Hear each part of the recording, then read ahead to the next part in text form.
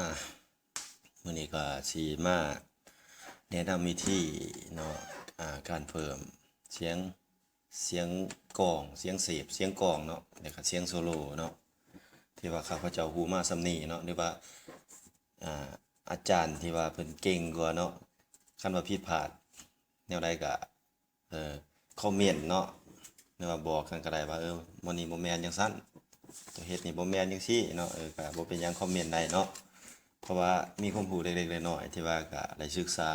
มานำบรรดาทานหั้นแหละเนาะทั้งหมดก็แม่นบ่ได้เรียนเองหรอกก็สอบถามแต่ละอาจารย์เนาะข้าพเจ้าจึงได้ส่ำนี้เนาะมาเข้าอันนี้เลยเนาะก่อนอื่นหมดเนาะทานต้องมีโปรแกรมอันนี้เนาะเสริมเสียงเนาะแล้วก็วันแบดนี่เนาะแต่ว่ามื้อนี้สิมาสอนตัวนี้เนาะให้ทานสมมุติว่าเนาะทานติดตั้งแล้วเนาะแล้วเปิดขึ้นมาเนาะแล้วก็ให้ทานมาปรับเปลี่ยนก่อนมันมีบ่อนปรับเปลี่ยนเนาะตอนติดตั้งเนาะมันจะเป็น14นี่เนาะบางทานจะเป็น14บ่หรือว่าแล้วเลยถ้าแล้วถ้าว่าเป็น14เนาะให้ทานนั่นเปลี่ยนเป็นตัวนี้เนาะภาษาอังกฤษข้าพเจ้าก็บ่ฮู้ปานใดเนาะว่าอ่านมันหยัง Never ประมาณนี้แหละคันผิดก็คอมเมนต์ก็ได้ เนาะแล้วก็มาเปลี่ยนอยู่นี้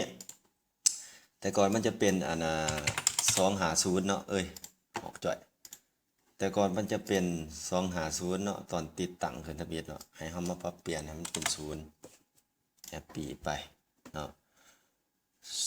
ซาวฟอนเนาะให้มันเข้าเฮามาเพิ่มซาวฟอนเนาะข้าพเจ้าจะลองเนาะเอาตัวที่ว่าอันของสหายสมเจตบอกเพิ่นส่งให้เฮาเนาะสหายสมเจตบอกแหละนี่เนาะ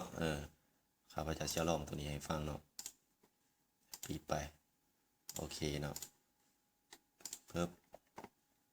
เข้าโปรแกรมตัวนี้เนาะมีแต่ทานเบิ่งเอาเนาะบ่ต้องฟังข้าพเจ้าก็ได้ข้าพเจ้าบอกไปซื่อๆเนาะเบิ่งตามที่ว่าข้าพเจ้าคลิกไปทานเบิ่งเอาเนาะมาเข้า setting เนาะหลังจากเฮาเพิ่มซาวด์ฟอนต์แล้วก็มาเข้า mini out มาตั้งอย่างนี้ทำอิฐมันจะเป็นแนวนี้เนาะตอนที่ว่าเฮาบ่ทันได้ตั้งมันเนาะมันเป็นต้นฉบับมันจะเป็นแนวนี้เนาะเสียงมันจะลังปุ้งปิ้งปุ้งปิ้งอีหยังแหละแต่ว่าถ้าเฮามาเพิ่มมานี่เลยเนาะนี่เฮามาเข้าตัวนี้ตัวโปรแกรมที่ว่าเฮาเพิ่มเมื่อกี้เนาะเข้าตัวนี้แล้วก็โอเคไปบ่ต้องติดตั้งหยังหลายมีแต่เข้านี้ปั๊บแล้วก็โอเคปั๊บแล้วก็มาลองจังหวะเบิ่งเนาะถึงสิลองจังหวะลำบงให้ฟังเนาะ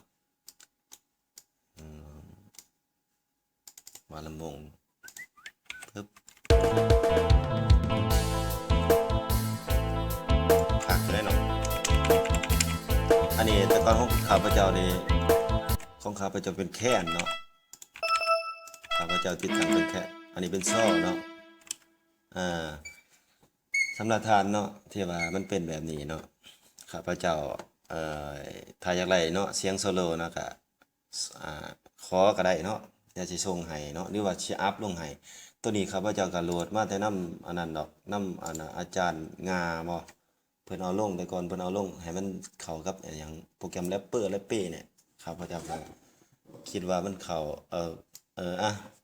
งงตัวเองซะเนาะบ่ต้องฟังข้าพเจ้าเนาะมีแต่สิบอกวิธีเพิ่มเนาะข้าพเจ้ามีแล้วอันพวกอันตัวนี้เนาะตัวเสียงโซโล่นี่ดนตรีอีสานนี่ก็ไหลมานำอันอาจารย์งาเพิ่นเนาะนี่เนาะวิธีเพิ่มก็เพิ่มจังซี่แหละเพิ่มคือซาวด์ฟอนต์นั่นแหละเนาะเฮาก็ได้เสียงซ้อเสียงแค้นโปร่งล่างอิหยังเฮาก็เอาในนี่แหละมันมีเบิดเนาะถ้าว่าอย่างไรก็ขอนำอาจารย์งาเพิ่นก็ได้เนาะอันนี้ก็โหลดมานำอาจารย์งาเพิ่นเนาะเพิ่นคือสิบ่สงวนลิขสิทธิ์เนาะอาจารย์งาเนาะต้องขอบใจที่ว่าเสียงโซโล่เนาะจังซี่เนาะลองแอปปีไปโอเคไปแล้วก็มาโอเคจากโปรแกรมตัวนั้นแหละต้องไหลมาตั้งตัวนี้แหละมันบ่แม่นสิไปอัตโนมัติเนาะไหลมาตั้งอยู่นี่คือเก่าแหละโอเคคือเก่าปึ๊บแค่น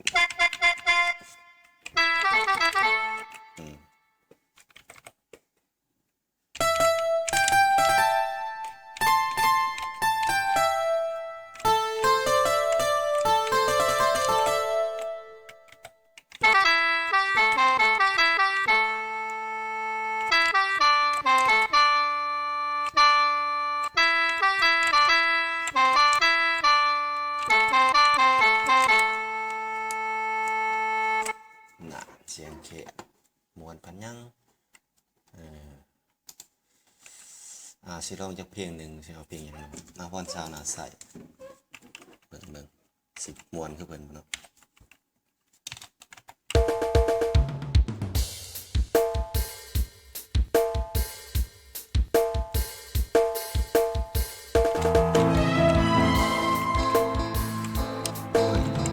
คือหลังแนวนี้เนาะเอาไหม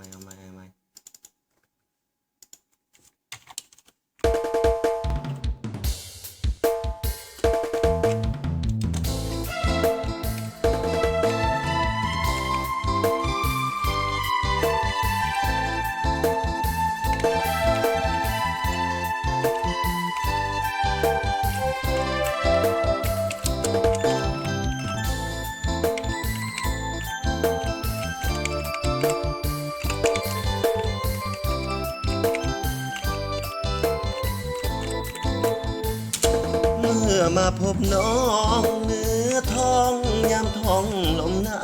วเลยมาพบสาวหยอกเย้าที่เขาเลิกกัน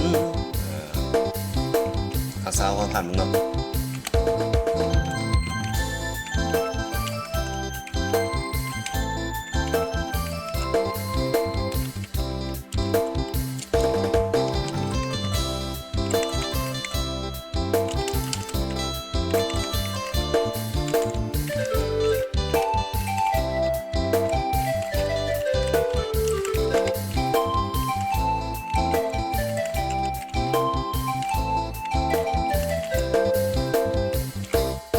ลมหนาวพัดมาหอมกลิ่นมาลา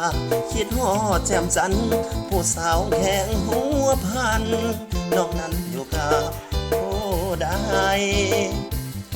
ไปงานหรือยังสาวหลังของเมืองสำไตคนงามสาวเมืองเวียงใสอายอยู่ไกลแต่ใจห่วงหา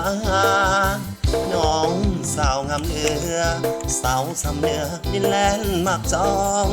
งามเทียบสาวเวียงทองเลี้ยวมองดวดมองทุ่งนาสาวเมืองเสียงของให้ลอยก่อนเธอนาอย่าเฝ้าแต่งงานเด้อลาเมืองแอบคนตาสาวสำนี่สาวเมืองหัวเมืองอย่าเคืองเนื้อสาวคำลาเนาะลองลำตัวเอาสิลองสามสาเนาะ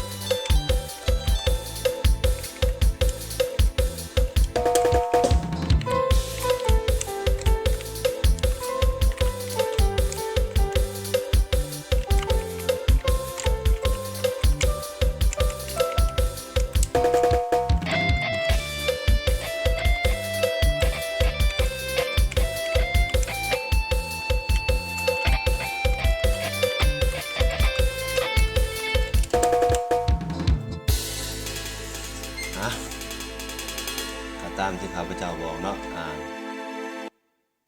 ผู้ใดเนาะหรือว่าสมาชิกใหม่นะเนาะส่วนมากก็สิเป็นสมาชิกใหม่เนาะในเบิ่งคลิปนี้ก็เฮ็ดตามนี่แหละเบิ่งตามคลิปนี้หรือว่าเบิ่งของอาจารย์ติล็อกก็ได้เนาะเพราะว่าเพิ่นเป็นต้นแบบต้นฉบับเลยเนาะข้าพเจ้าก็เรียนรู้มานำเพิ่นนั่นแหละเนาะ